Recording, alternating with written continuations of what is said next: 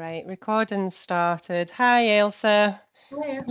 Lovely to see you today. How are you doing? I'm good. How are you? Good, thank you. Ailsa, thanks ever so much for taking the time just to chat to me about your experience of life in the USA. And yeah, we really appreciate you taking the time to So, just share your journey, and hopefully people can take some golden nuggets from some of your experience there. So thanks ever so much for your help in advance. Okay, so keen to explore a little bit about your thoughts about oh, actually, do you mind saying where you're at now in your journey, and then we'll go back to that kind of planning phase? so I'm in my junior year. I play golf at Stetson University. I transferred this year from a junior college in Texas, so this is my first year at the school, but my third year in the States. Right, so your third year, so you've had a couple of years experience, but at a different Mhm. college. And so if I could just rewind the clock a little bit, what did that look like when you were first starting to think about potentially going to the USA? I think the idea got introduced to me quite early. I was probably about 14, 15 when I started hearing about people coming out to the States for college. At first, I was brought up abroad and was put off a wee bit of moving abroad again when it came to college, just after being away for so long. And the idea of doing that by myself was a little bit scary at first, but the more people I spoke to and the more I learned about it, obviously you can come home at Christmas and during the summer, and the breaks don't seem as long anymore when you really break them down. And even with uni back home, we'd be home for a couple of weekends, maybe throughout that semester. So um, I think it was a transition for me because it went from oh that's scary to oh that would be the ideal scenario, and I really look forward to that. And yeah, I guess part of that piece is by being able to network with those people, you were Yeah. able to ask those questions that were important to you. In terms of what kind of age were you when you were looking at that, and did that impact any of your decisions around the subjects that you were taking at school? So I started my process when I was about 16, I think. I signed up with a recruiting company, and they basically had a website that helped me advertise all my stats and my information and any like ideal scenarios I was looking for the States. I then signed for my school when I think it was 17. So I think it was the year before I came out.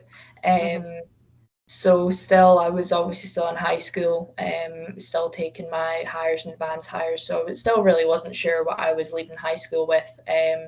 But I kind of had a rough idea, I guess, what I wanted to do. But there were still options there. So the idea was to basically keep my options open as long as possible until I knew for Hmm. sure that I wanted to decide. Um, and then when I got to my school, again, the subjects were pretty general, but um, I could then plug in some of those like specific major classes to kind of trial and error which ones I really enjoyed, and then landed upon a psychology major, and it's been good for that since then. Hmm. So when you decided that you were coming across to America, you didn't have to decide what specific course you wanted to do then? No, so for me, when I went to, because I went to a junior college, it works a little bit different. So a lot of people can go there and graduate with an associate's degree, which is like a 2 year certificate. So I could name a major, but I wasn't going to leave that school graduating with any kind of link to that major, no matter, because it takes a lot of work around an athlete schedule, a lot of extra classes to take. Mhm. So I left there with a general associate's degree, but that really doesn't mean very much when it comes to taking jobs or anything. So um, it was really really just building up the credits that I was using when I came to this uni, and Mhm. they kind of build up to my psychology major in the end. Right, okay. So you had a bit of a plan initially, and then you've been able to sample almost a few areas and found one that you really thrive in, and that's Yeah. something that you're going to now bring a bit of a narrower focus towards. Um, okay, and in terms of sticking with the application process, I know you mentioned you used a recruiter. Was there lots of other things that you had to do? Did you know, like all the stuff around the NCAA, the rules and regulations? Did you work through that, or did you know that already? And what was the actual application process like? So it took a lot of learning. There was a lot of stuff I didn't know. I mean, I first I didn't even know I could come home at Christmas and during the summer. I thought it was like a 4 year block. So I really was learning things as we went along. And the recruiters helped a little bit with that. Speaking to different schools and different coaches helped me kind of narrow down and realize what I really wanted and kind of what I needed, which was kind of the important bits. But a lot of the time, because I was when I was at high school, my parents were at work, and a lot of the time I'd be filling out and learning this stuff mostly by myself. Because at that point I was going to be out there by myself, so might as well start learning them now. So I applied for my NCAA eligibility, which is basically approving all the rules of the NCAA. So you kind of have to learn all the rules and regulations. There's nothing that was too extreme that's different for any athlete or any athletic association. All the kind of usual spiel, but there's a couple of different ones that are good to notice and focus on. But I think just you learn more as you progress on through the process. The schools are very helpful with telling you what you need to know and what might just be helpful to know at some point in the future. But it seems like a lot of work, a lot of applications, a lot of signatures, but in the end, you do learn a lot. Hmm. Yeah, it is a process in itself, and part of that piece is, as you say, experiential. And I guess the thing to be aware of that is having time, scheduling time in to be able to do that consistently Yeah. as you build through that process. Elsa, once you were aware of some of the offers, was there something specific that helped you sway your decision towards the college that you ended up going to? For me, just because golf was an outdoor sport, weather was going to be a big thing for me. Um, Obviously, in Scotland we don't get the best of weather, but there are ways to work around that. There are indoor and there are some courses that thrive during the winter. But if I Hmm. was going to be making the effort to come halfway across the world and paying for flights, you kind of would like to maybe get something extra out of it. So Hmm. obviously we got to a point where there wasn't going to be something that was maybe ideal. If there was something else that made up for it, then obviously there's that wee bit of compromise. But ideally for me was the weather, just to be able to actually play all year round, and kind of enjoy the golf that I was actually doing throughout the year. Hmm. That was probably the main thing for me. But there was nothing else that I was really, before the application process started, that I was dead certain on. Because I mean, a lot of these things they develop throughout the year. Schools get more money and they get more offers in. Hmm. And obviously, when you don't know the team, you don't know what you're walking into really until you get there. So again, it's a bit of a risk and reward thing. But yeah, I think being open minded is a big thing when it comes to that kind of stuff. Yeah, and I guess stops you getting siloed down a particular track where the options might not present themselves. Where is it that you ended up going? So I went to Odessa College, which is on the west side of Texas. We were a first year program for women's golf, so I maybe had a little bit more of a risk than other people would when they go out to school. But Hmm. it was a great decision for me. It's quite a quiet town. So our school and obviously the reinstating of our program, it was a big thing for them and for the school. Hmm. And we would go to practice and we would wear all our kit and the members would spot us, and even the people at school, if we would go have lunch and go to classes, we could be spotted. So it was nice to um, maybe celebrity is not the right word, but somebody that was noticed and cherished kind of in a town that wasn't your own. Because I mean, I'm used to that very, very small town, everyone knows everyone, but for somewhere I was halfway across the world and nobody knew who I was, but everybody knew at the same time. So it was quite a cool thing to experience. Yeah, and definitely being part of that community and that's your thing. Yeah. Do you think that helps you get settled in maybe quicker because you're Yeah, part of a definitely. set unit almost?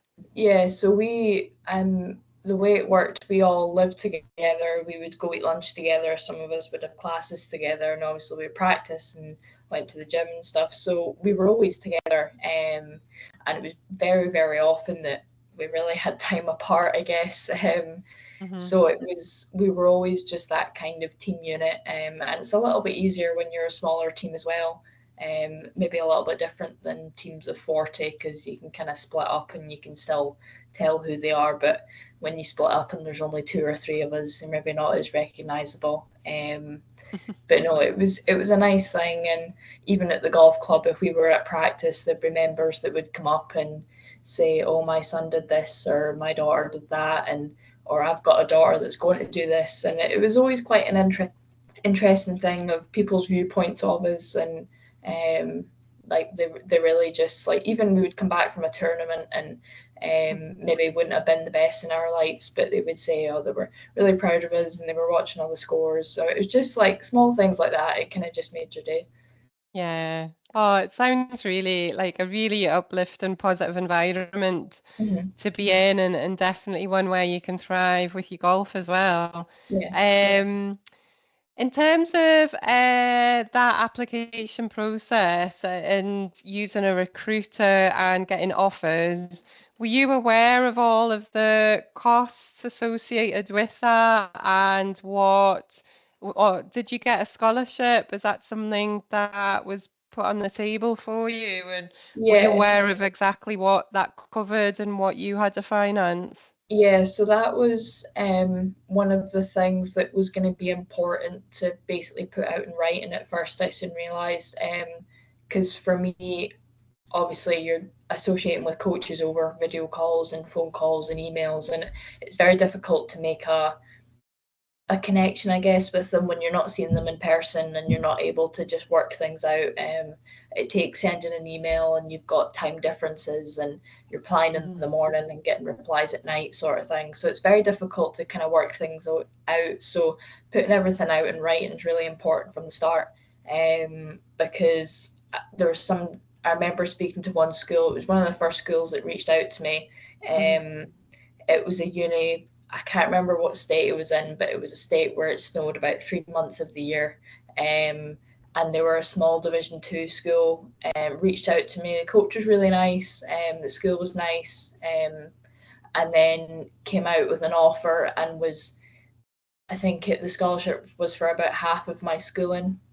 And I think that left me with about $30,000 still left to pay, plus my flights, plus just general student payments. So I'll admit that was a bit of a shock, and I thought, oh, okay, that's maybe not what we were looking for. But again, it was just the first school that spoke to me, and it was just that shock of, oh, maybe I was wrong to think that. But as I say, as you get more experience and you're putting yourself out there, putting in stats or scores or anything really to get coaches to know you, I luckily ended up on a full scholarship offer at Odessa College. So that basically covered my schooling, my housing, and then obviously being part of the sports team, we got given kit and stuff throughout the year, enough to basically let us survive through tournaments and practice.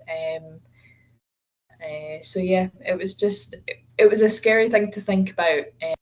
Obviously, it's a little bit different when it's maybe not coming out of my bank account but my parents. But it's one thing you don't want to have to put on them when you're going to school in another country, because it's very easy to go to school back home. I mean, it's one of those things. But when you've got the opportunity, you've got to again weigh up the pros and the cons and say that this money is going to be well deserved and it's going to be worth it, and I'm going to put my full effort into these 4 years and basically make it worth it in the end.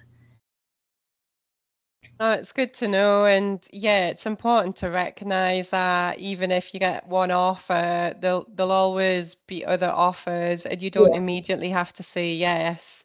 And I suppose part of that piece is remembering that if somebody's pressurizing you to do that immediately, then probably the alarm should go off to think, actually, this might not be all that it's probably set out to be. So, Yeah, and it's important to know as well that you're allowed to reach out to coaches as well. Some people have schools in mind that they really want to go to. They have states that they are set on going to. You can reach out to schools and coaches anytime. They appreciate it because it makes their job easier. They don't have to look and recruit for players. So if anyone's dead set on certain places or certain schools, you can email out and coaches will have scholarships open and all that kind of thing. So it makes their life easier.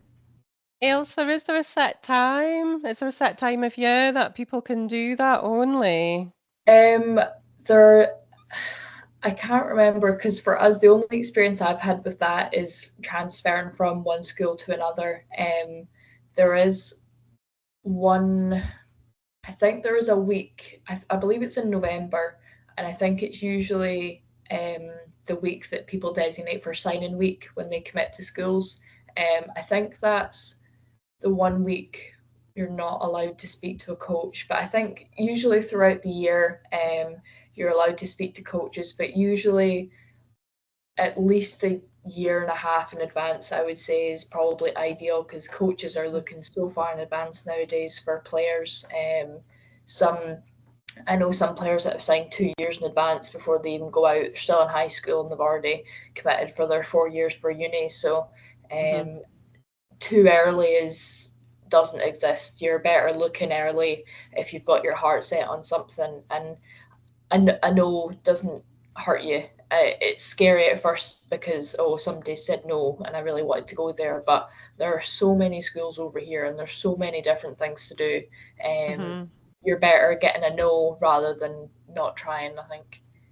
Yeah, I mean, that's really valuable advice. And I think for people to recognize that, there's about 300 unis over here and about 1,300, if Yeah. not more, over in the States. So the statistics are quite different. And um, yeah, all of that stuff's experiential as well. When you do it for the first time, it's the unknown and it is pretty overwhelming.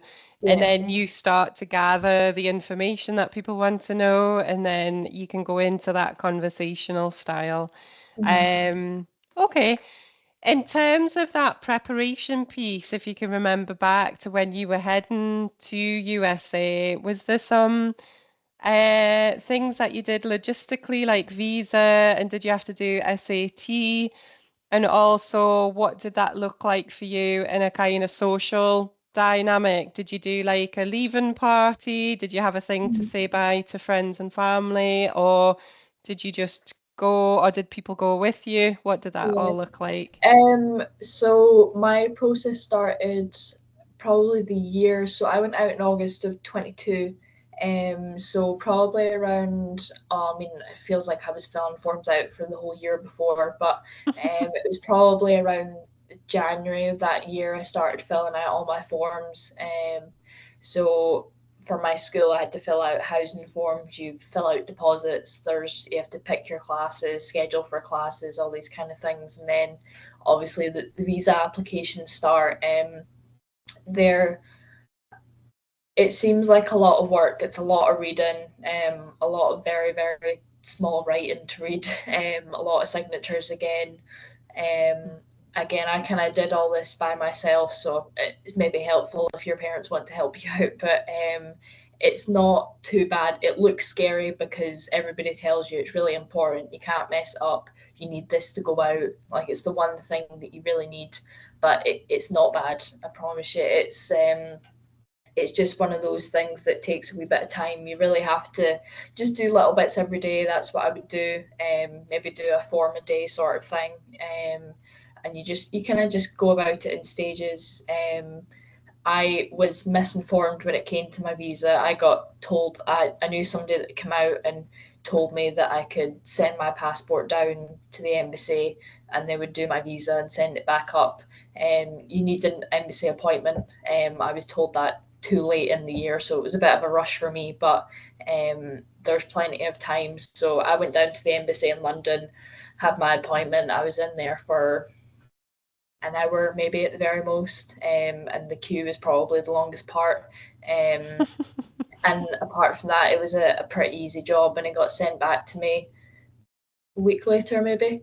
But I think getting it done earlier in the summer, maybe the June, July before you go out, and you get 5 years on your visa just in case anybody they take a red shirt year or take a walkout year, so you get that extra year on your visa just in case. So yeah, it seems like a scary process, but it's not too bad. And yeah, pretty much before I went out, I mean, my golf season anyway for the summer is very busy, so although I was leaving in the August, it wasn't any different to any year. So I still had all my kind of stuff planned during the summer, but I think the important thing for me was dedicating time with all my kind of people to be like, okay, this is before I'm leaving pretty much. So me and my boyfriend went on a holiday for a week. It's the only trip we've taken in 3.5 years together. But it was just we need to do something because the whole going up to Glasgow on the train thing, it didn't feel suited enough, I guess. And then I don't really know. I'm not a big party centre of attention person, so I didn't have any big balloons and celebration sort of party, I guess. But yeah. I mean, I had my 18th birthday anyway, so I guess I had family and stuff come down for my birthday, so we kind of made that maybe a bit a bigger occasion than it has been in the past. But there wasn't really any extreme things. Mum and dad came. I have an uncle that stays in Glasgow, so mum and dad came up with me, stayed the night, and dropped me off at the airport. And then my uncle was the one that came out with me to the States. He was there for 10 days with me just to help me get settled in and pretty much. But unfortunately for him, there wasn't an awful lot to do for a walking tourist. But unfortunately for me, I just lived in a smaller town. But most areas there is something to do. And obviously, if you've never been to America, just the experience of being out there it's really different. But yeah, I think because I had planned it for so long, I had been so committed to going out. I mean, 2 years prior at least, it was just one of those things that people knew I was doing. My friends at school just knew that was when it came to UCAS applications. They just knew that that wasn't what I was doing, and I had my own thing planned. So I think just because I had been ingrained so early, it was a lot easier. Don't get me wrong, it was difficult at first, but and the idea never really hits you until you're doing it and you think, oh, I'm on a plane halfway across the world and I'm not going to be home in 4 months. But it's one of those things that you're so busy when you get here as well that it doesn't really hit you as long as you keep it busy and you're so distracted with school and your sport and everything that as bad as it sounds, you don't really have time to miss anybody. And we get so lucky now with technology, we can call home, and obviously the time difference gets in the way a little bit, but we've got so much time to catch up and send texts and we updates and take pictures. I think that's the big thing as well. My mum loves when I take pictures, so you can never get too many. But yeah, I think it's just making sure you catch up with everybody. Sometimes one big thing isn't enough. You like to see everybody for even just have a coffee before you leave, sort of thing. Yeah. But I think it depends on what kind of people you surround yourself with. But for me, just having one thing to remember from that summer with each of my kind of people was kind of the big thing for me. Yeah, and it sounds, listening to you, Elsa, it sounds like that support network has also been key in terms of that transition because you know Yeah, that they're there, you know that they're there cheering you on every day in the yeah, background, and you can always get in touch with them no matter what. And yeah, having that 18th party probably really helped with that as well. But you've had Yeah. a big gathering of people, and then you've been able to catch up before you've headed off. Sticking with that theme of that kind of preparation, was there any kind of life type skills that you developed or actively developed before you left home, like being able to cook or look after yourself, basically? I think I kind of got introduced to that a wee bit early. So I obviously took exam leave from, I think, I can't remember when it'd be, maybe end of April. Hmm. So I only had 2 exams to take at high school. I took an online course with Open Uni. So I had quite a quiet last year high school. I was home for afternoons, or could have a later start to the day than some. So quite often, I mean, my sister was at school full time, and both my parents were teachers, so they were both at work. Um, so it was just kind of, I got more used to being in the house by myself, and obviously making my lunch and Hmm. helping mum make tea, sort of thing. So, and sitting and thinking, oh, I've got a couple hours, I could do some studying or do some homework, sort of thing. So I think I got introduced to that quite early. So I was a wee bit lucky, I guess, with that. Obviously, some people get exposed to that earlier, just different lifestyles and stuff. But for me, we were always it was just the 4 of us at home. So very kind of family orientated, I guess. Me and Sadie were both at school, my sister, and mum and dad were both teachers. Hmm. So we were just all very worked around the school day. And then everyone got home and it was all rest, and we ate dinner and kind of sat around and caught up with each other. So it was a wee bit weird at first to have the house to myself. I wasn't really sure if I was going to enjoy it, but I think it kind of set me up for coming here, that I can have my alone time and I can sit and do some homework or sit and just Hmm. chill for a couple hours, really. Because it wasn't something I had really had unless it was the weekend. I usually keep myself quite busy and proactive throughout the week. Hmm. Um, and I mean, obviously, we're busy enough here, and you realise that you have to take the time off because you can't survive a week if you don't. Now at this new school, even if we had a day off, we would go and practice for a couple hours just to keep ourselves busy. But my coach here now, she insists we take the day off. She'd sleep in, sit and do nothing. Just don't strenuate yourself, pretty much, because even she knows that we can't do all that during the week and expect to Yeah. do it every day. We have to take a day off. But yeah, just I think kind of it's one of those things that you have to get used to just through experience. As I say, I was lucky enough to do it early on, but we've got a first year at my school who unfortunately washed a white skirt with some coloured clothes and is now learning how to do some laundry properly. Um, just come back from a trip where we were flying and learned that she couldn't put liquids in her carry-on and all these kind of things. So you do. Some people do learn things while they're here, which again Yeah. isn't bad because we've got a team and we've got some more experienced people to teach her that. But I think exposing yourself to just a little bit, even asking mum to help with the laundry, something like that, or helping cook dinner, even just to have somebody to help you with it, just to expose yourself to it if you're not used to it, is really important. Because I mean, when you're here, unless you're staying with somebody you really are by yourself.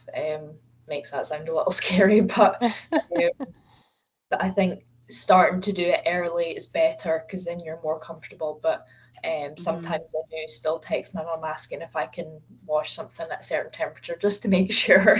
Um, but no, it's one of those things you learn as you do it, and people make mistakes. It's normal. But Yeah. starting early is the key. Uh, uh, there's some amazing points there to extract from what you just said, Ailsa. The biggest thing I think there is about making mistakes. Mm-hmm. That is how you go through life, and that's how we all learn. And I think it's super important to remember that is an important part of the learning process. And the other bit around just that independence piece.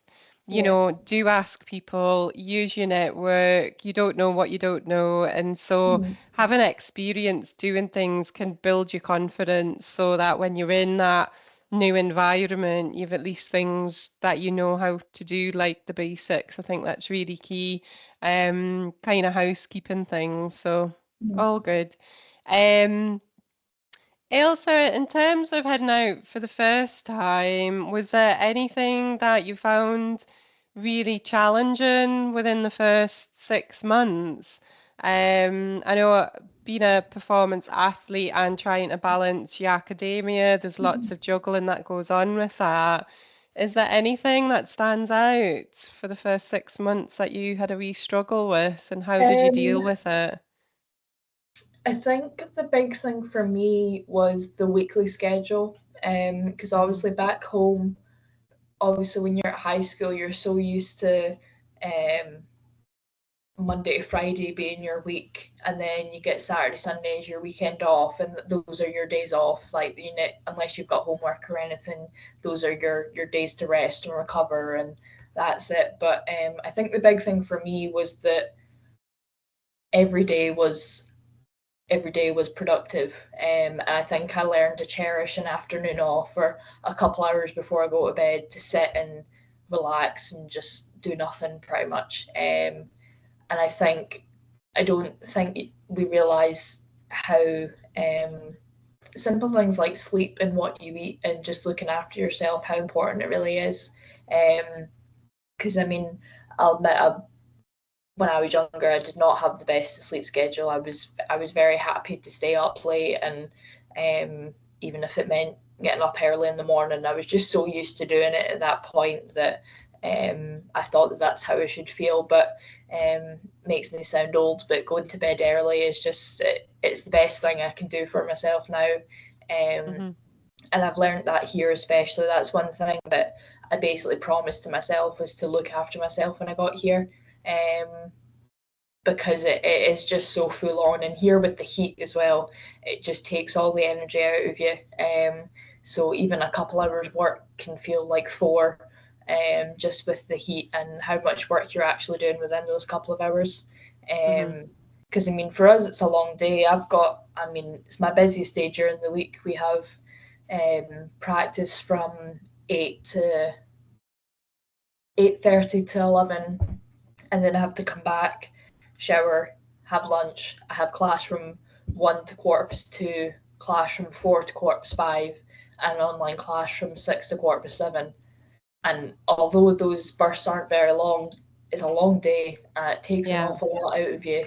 You sit down for 10 minutes, and that's you done for the day. So I think the important thing is making sure that you really are taking care of yourself. Because if you're done by 3 o'clock, I've still got 2 classes after that, and I can't Mhm. afford to be sitting falling asleep in class sort of thing. So um, I think that was one of the things I struggled with at first, was just getting used to that schedule. Because I was so used to work was during the week, golf was at the weekend for me. Um, but it was just golf, school, everything was all in the same day, and Mhm. it felt a bit overwhelming at first. But you slowly get used to it. Obviously, having a consistent schedule works. You can really help yourself out with that, making dedicating certain afternoons. So I've got plenty of time after classes. I can do my homework and studying here, um, Mhm.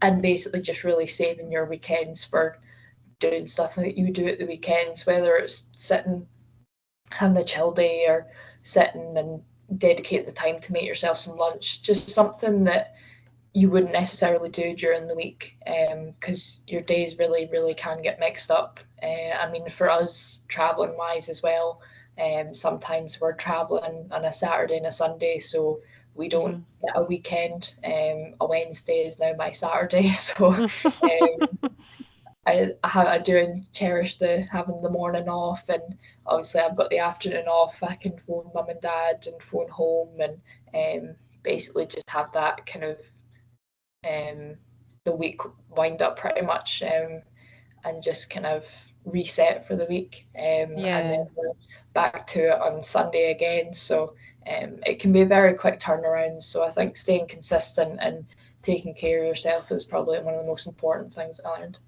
Mhm. An excellent point in that it's really great to hear that your coaches really kind of stress the point of just have time off, to Yeah. have time off, because quite often with people, especially in high performance, people are geared up to keep doing stuff all of the time. And part of that learning journey is the fact that rest and recovery are training. It's training your body so that you can settle, you can benefit from the work that you've been doing, and also you can refresh yourself. And the bit around that also is linked to the mental side of things with your academia, and also that concentration around the game and the coach sessions and things like that, is that's all energy going out as well. It's not just a physical drain that you experience. So it's great to hear that you were able to recognize that and adapt the plan. And now you've got this super plan almost going into this next phase of being a junior at college, Ailsa. So well done with that. Um, Ailsa, was there any kind of support that you had at the college linked to that kind of social well-being piece? Was there any services that you tapped into, or did you find within your golf community you kind of had that personal support? There's a little bit of both. So the first school I went to, it was a wee bit smaller. Our housing building was pretty much all of the athletes. So we looked at that as kind of our social group. I had a couple of friends who had boyfriends on baseball teams and other sports teams, so we kind of would. It was somebody you could say hello to in the hallway, or you could say well done at this game, and you kind of we bonded a little bit over our sport. And I mean, we do that naturally. You bond over people that are like us, have similar schedules with traveling and trying to balance the sport and classes. And I think it was easier for me, especially in my first year, to rely heavy on teammates. I was with them all the time, and although it was very nice, and I love my teammates, and I still do, but I think it was important. I soon learned it was important for me to meet other people, Hmm. and I did that a little bit through my classes, and it felt weird at first because it was, oh, my teammates are at home, like I live with them, and they're here, but I'm also an individual person. Although I'm part of a team, I'm allowed to be an individual person. So um, it was allowing yourself to meet other people and do things by yourself if you're allowed to. It can be a bit overwhelming sometimes being part of a team because you feel like you're expected to be with them all the time and to do things for that team, but you got to remember that you're also there, like you're not connected to that team. Because I mean, as sad as it sounds, at the end of the 4 years you're not a team anymore, but you're still the same person yourself. So you really Hmm. got to focus on that if you're not developing as a person throughout those 4 years, then it really Hmm. hasn't been very helpful for you. So I think it's really important to focus on yourself socially, as well as obviously socializing with other teams and your Hmm. teammates.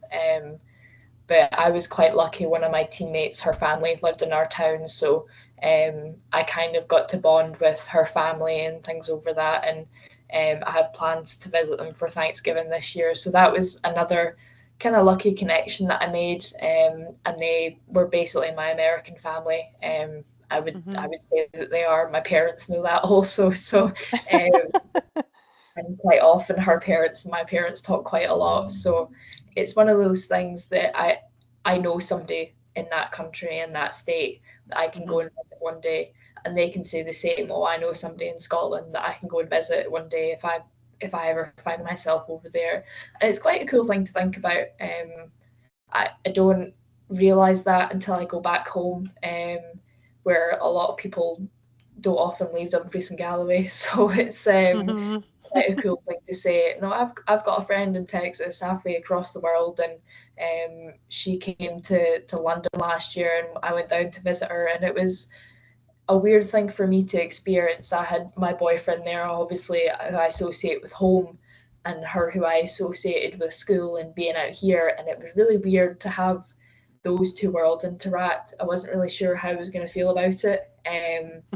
So I love them both equally as much, but it was with her, I'm very scheduled, and we were working our golf and our school, and obviously we would have our own time. But with him, it was all rest and basically being able to enjoy being at home. But they got along really well, which was I'm very thankful for.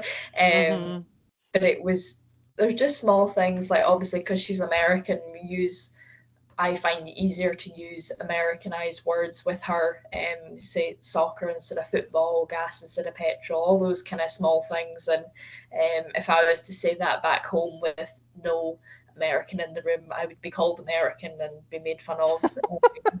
So it was one of those things, small things like that went through my brain, thinking, not really sure how.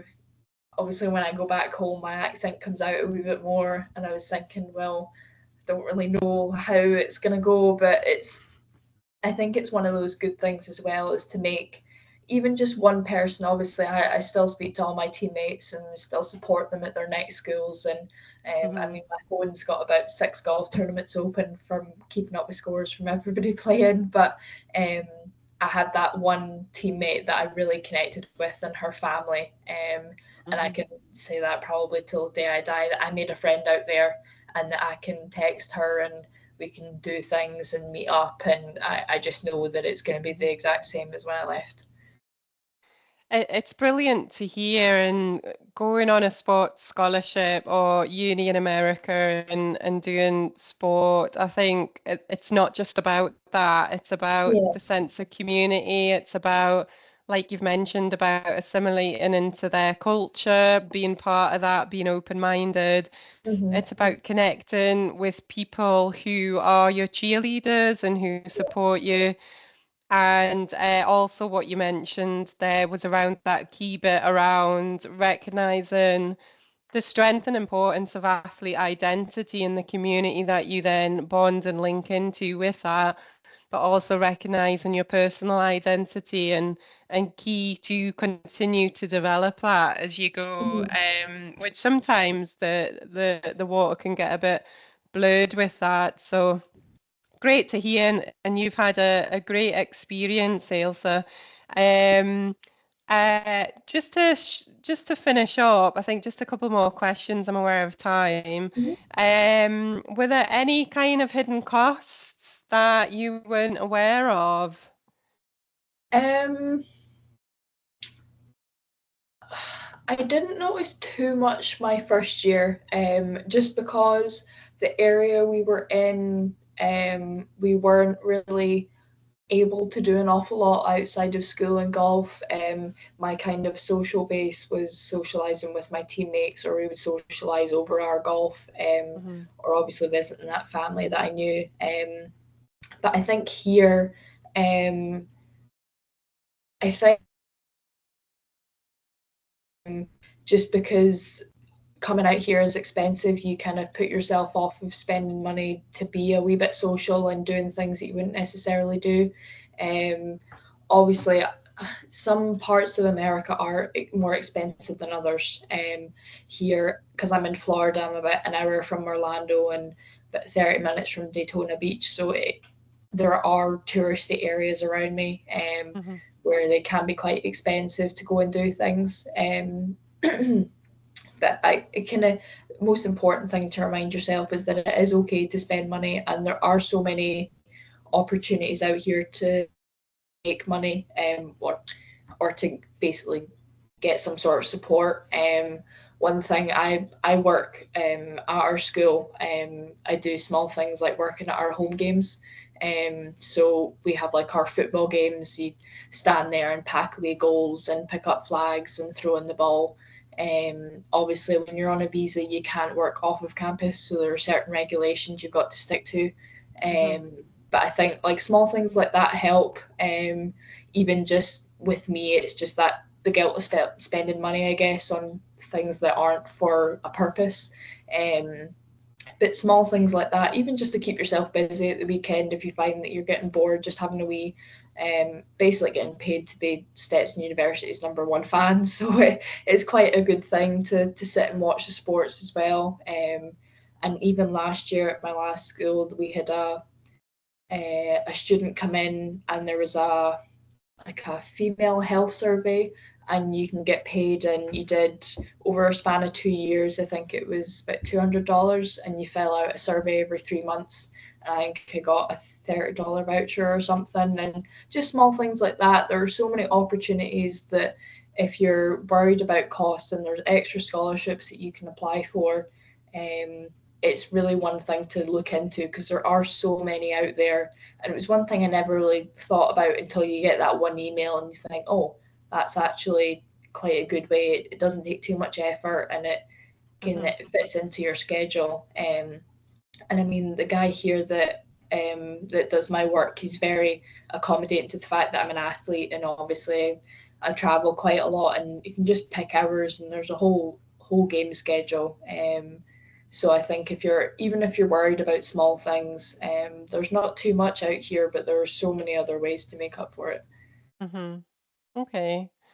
And Ailsa, how did you go about the transfer to Stetson? Was that something that you'd planned in advance, or people that you'd spoken to in advance? So basically, as soon as I went to Odessa, I knew that I was going to have to move to another school after 2 years. I think that was a slightly comforting thing to know, because it was a confirmed thing that if I wanted to stay out in the States, I had to go to a new school. So I guess I kind of went through this recruitment thing twice, once before I got here and once while I was here. I'll admit it was easier while I was here, just for I knew where I was going. So I was lucky enough. The coach here, she flew me out, and I was here for about a day and a half on a visit. So I got a chance to actually look at the school, look at the buildings, look at the housing. I got to look at our facility, look at the golf course, ask any questions. I got to meet the team last year. So it was a good way to kind of get connected, and I think it was easier for me because I didn't have that my first year. I was spoke to coaches on video calls, emails, phone calls, and it was very disconnected, and all I could see was pictures, and there was no way for me to know if they were lying to me or not. I mean, not that any coach would, but it's just you never really know. It's never confirmed. So it was just really different being able to be here. And I was kind of at the stage of my recruitment where I had basically narrowed my options to a couple. And as soon as I got here, my decision was made. I had spoken to my coach for the hour drive from Orlando to here, and I just knew that automatically this was going to be the spot that I knew was right for me. There's just so many. I think the big thing I missed again was that the social aspect of my last town was obviously I don't have a car here, so it's being able to do stuff without that ability to drive and transport. And I mean, we've got two airports. We've got an airport 30 minutes and an airport an hour from us, and there's a bus route that goes right through our high street area.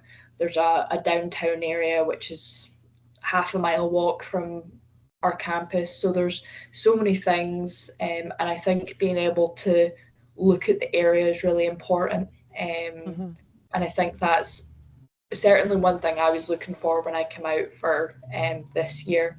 But obviously, if you're committing to a 4 year, I think it's an important thing to look at as well. Because I mean, it's better to do it in your first 2 years. You're maybe a little bit more relaxed, and you're not quite picked your major yet. But for me, I've now picked my major, and obviously school life and golf is maybe getting a wee bit more serious. So having that time off and having things to do around me was important. And just being here as well, it was making sure that I knew what I was getting into. I've seen it for myself. It's not just something I saw in words on Google or was taking somebody's word for it. I knew myself because I had made that decision pretty much. Yeah, it's an important point, and it is to recognize actual fact. What's the environment that you would thrive in? Mhm. And where do you have your downtime? Where can you meet with other people? What else is going on in the community? Is there other things that you can explore and get involved in? And yeah, and all of that, and it's a global experience, isn't it? It isn't just you going there just to do golf, and that's how Yeah, you operate in that silo. You've got that balance of your academic studies, you've got that balance of preparing for the future, you've got that balance of I'm also part of the high performance program yeah, and my commitment to my golf. And then obviously you've got that balance of actual fact, the cost of, living costs and being able to enjoy the experience, but also having ways and means of getting a little bit of income. And that's with you also having a scholarship as well. So, mhm, yeah, important to recognize all of these things. And it sounds like you're navigating the system in a really positive way, Ailsa, and your experience has been positive. And listening to you speak some great kind of conversations with your coaches and kind of good guidance from the friends and family that are there to support you as well, which is important. Um, okay, so in terms of where you're at now, I'm wondering, um, in hindsight, knowing what you know now, would you have made, bless you, knowing what you know now, would you have made the same decisions? And what top tips would you offer to prospective golfers exploring USA as an option? I think obviously for me going out to a junior college, it wasn't really heard of. There's not that many in the country. I think there's maybe, well, for women's golf, there was maybe only about 50 that played. So obviously there's for NCAA women's golf, there's over 300 that play, and that's just in Division One, and there's three divisions. So for me, it was quite a bigger risk than maybe going to a bigger uni. So I was a wee bit worried at first, and obviously other people that were out at college here, they go, really, like, where is that, or what is that, and you think, oh, maybe I made the wrong decision, but it really was the best thing for me. Hmm. It was because it was a smaller school. It was, if you're looking for first 2 years to really focus on your sport, and maybe have, I mean, school is never easy when you leave high school, but maybe an easier first 2 years just to focus on your sport. I think junior college was really the right place, because I think that was an important thing for me, just to confirm that, do I really want to do something with my golf in the future, or is it something that I'll keep as a hobby? And I think it basically made me realize that I was really committed to the golf, and it wasn't just something that I enjoyed doing at the weekends. So I think basically don't put yourself off of doing something different that maybe someone else has done. Hmm. There are so many different programs and so many different paths to take as well out here. Some people, I know people that have come out for a year, haven't had the best experience at a school, gone back home, taken a gap year, and had the opportunity to go out to a better school that fits them the year after. Hmm. I know some people that have gone to a school, taken a red shirt year, so you basically don't waste a year of your eligibility, and you practice with the team for a year. You can work on yourself, work on your school, and then you reinstate your eligibility the year after, and you've got that kind of extra year, I guess.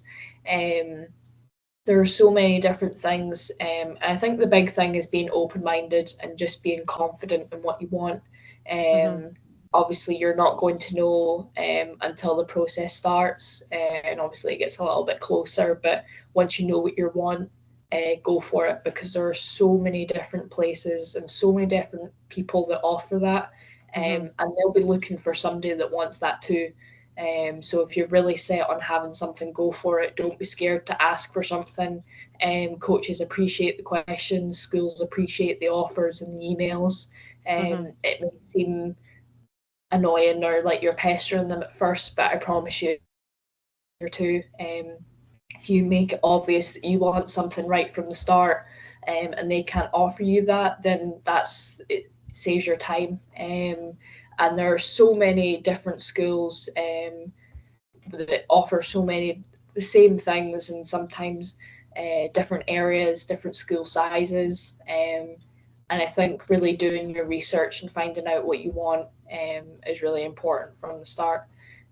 So yeah, I would say probably staying open-minded, making sure you're prepared from the start, and basically just make sure you allow yourself to have fun. It can be a very stressful journey, I guess, and you're still a person under all of it. You're an athlete, you're a student, but you're still any normal person. Mm-hmm. So I think just making sure that you connect with all those different parts is probably the key bit for me. Yeah. And that fun bit, recognizing the age that you all are, it's a Yeah, super fun time of life and seize all the opportunities that you can. yeah. That's excellent guidance, Ailsa. Thanks ever so much for that. Last question, just before you head off. Using 3 words, how would you summarize your experience? Um,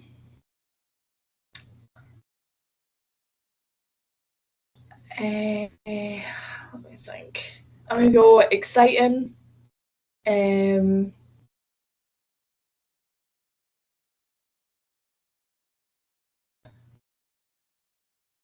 Educational. Ailsa, of course, the connection just jumped there. We've got exciting. What was the middle one? Thrilling and educational. And educational and thrilling. Very good. Um, well, look, Ailsa, thanks ever so much for your time. It's been lovely just to capture some of your experiences, your planning, your preparation, and your actual lived experience. And best of luck. You're only at the start of third year, so you've got Yeah. lots of adventures to go on so far. You've already been down to Alabama, so best of luck with Yeah. your golf season as well, and wish you all the best with your psychology as well. So Thank you. work hard and continue to have fun. Thanks ever so Will do. much. Thank you.